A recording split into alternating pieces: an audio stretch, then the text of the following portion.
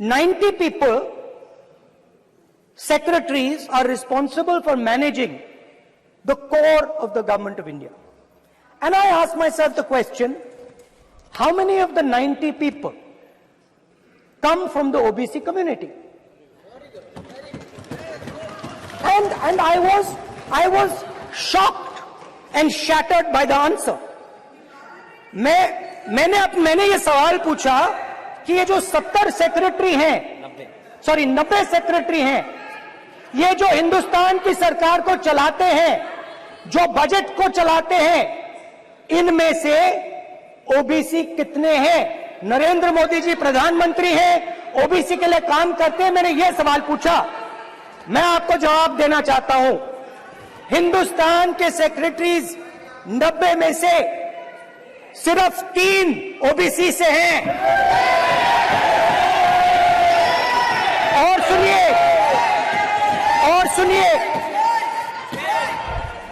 और सुनिए, नहीं घबराइए मत, डरो मत। और सुनिए, ये जो सेक्रेटरीज हैं जो ओबीसी कम्युनिटी से हैं, ये हिंदुस्तान के सिर्फ 5% बजट को कंट्रोल करते हैं। अभी हमारे साथी सांसद अभी चले गए, उन्होंने कहा जो लोग चलाते हैं, अब सब लोगों की अपनी अपनी समझ होती है। उन्होंने कहा कि देश जो लोग चलाते हैं उसमें सिर्फ 3 ओबीसी है। अब इनकी समझ है कि देश सेक्रेटरी चलाते हैं, मेरी समझ है देश सरकार चलाती है।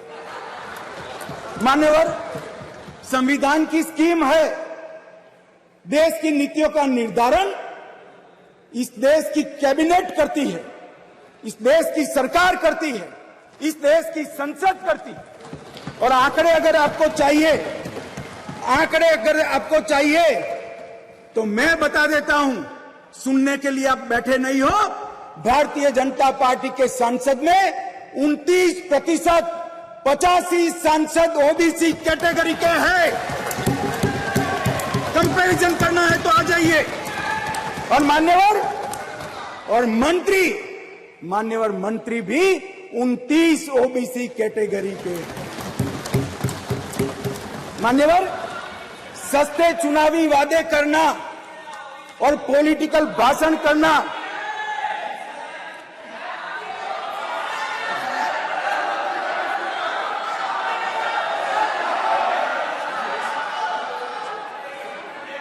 दादा,